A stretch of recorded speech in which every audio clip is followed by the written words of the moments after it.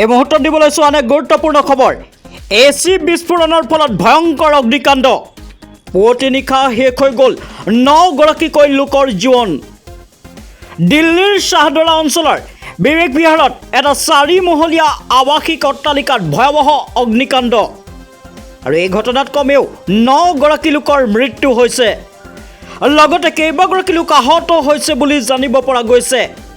এটা অট্টালিকাৰ দ্বিতীয়, তৃতীয় আৰু চতুৰ্থ মহলালৈ বিয়পি পৰে।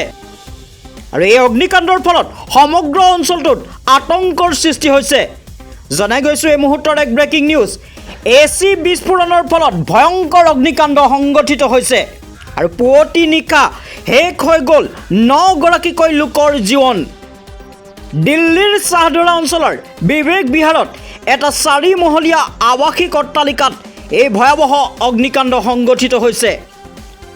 আৰু দেওবাৰে পুৱতি নিশা প্ৰায় 3:47 এই অগ্নিকাণ্ড সংঘটিত হোৱাৰ খবৰ পোৱা গৈছে।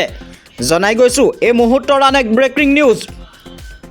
এচি বিস্ফোৰণৰ ফলত ভয়ংকৰ অগ্নিকাণ্ডৰ ঘটনা সংঘটিত হৈছে আৰু পুৱতি নিশা শেষ হৈ গ'ল 9 গৰাকীকৈ লোকৰ জীৱন।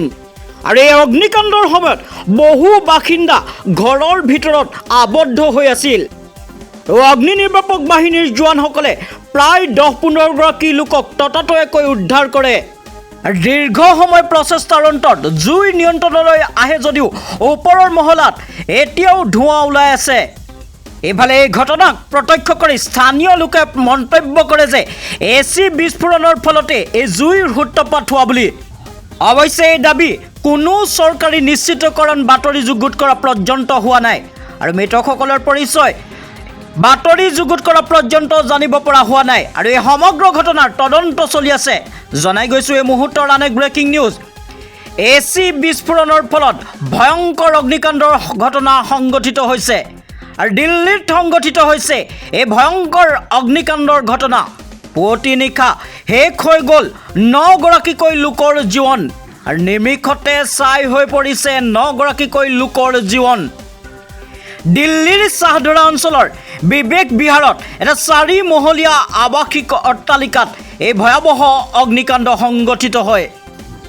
জনাই গৈছোঁ এই মুহূৰ্তত নিউজ এড আছামৰ দৰ্শকসকলক আন এক ব্ৰেকিং নিউজ। ৰাজধানী দিল্লীত সংঘটিত হৈছে এচি বিস্ফোৰণৰ এক ভয়ংকৰ অগ্নিকাণ্ডৰ ঘটনা।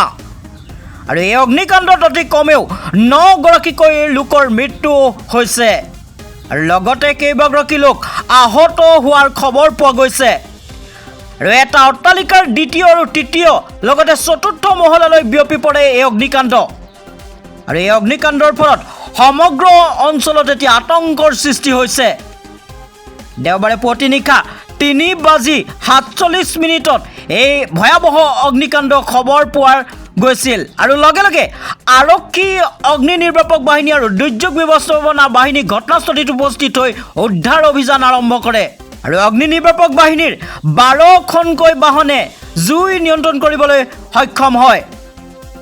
আৰু ইফালে এই ঘটনাক স্থানীয় লোকে এচি বিস্ফোৰণৰ ফলতে হোৱা বুলি দাবী কৰিছে। অৱশ্যে এই দাবী কোনো চৰকাৰী নিশ্চিতকৰণ বাতৰি যুগুত কৰা পৰ্যন্ত হোৱা নাই আৰু মৃতকসকলৰ পৰিচয় বাতৰি যুগুত কৰা পৰ্যন্ত জানিব পৰা হোৱা নাই। জনাই গৈছোঁ এই মুহূৰ্তৰ আন এক ব্ৰেকিং নিউজ। এচি বিস্ফোৰণৰ ফলত ভয়ংকৰ অগ্নিকাণ্ড সংঘটিত হৈছে। পুৱতি নিশা শেষ হৈ গ'ল 9 গৰাকীকৈ লোকৰ জীৱন। দিল্লীৰ শ্বাহদৰা অঞ্চলৰ বিবেক বিহাৰত এটা 4 মহলীয়া আৱাসিক অট্টালিকাত এই ভয়ংকৰ অগ্নিকাণ্ড সংঘটিত হয় আৰু এই ঘটনাত অতি কমেও 9 গৰাকীকৈ লোকৰ মৃত্যু হৈছে, লগতে কেইবাগৰাকী লোক আহত হৈছে বুলি জানিব পৰা গৈছে। আৰু এটা অট্টালিকাৰ দ্বিতীয়, তৃতীয় আৰু চতুৰ্থ মহলালৈ বিয়পি পৰে। অগ্নিকাণ্ডৰ ফলত সমগ্ৰ অঞ্চলটোত এক আতংকৰ সৃষ্টি হৈছে।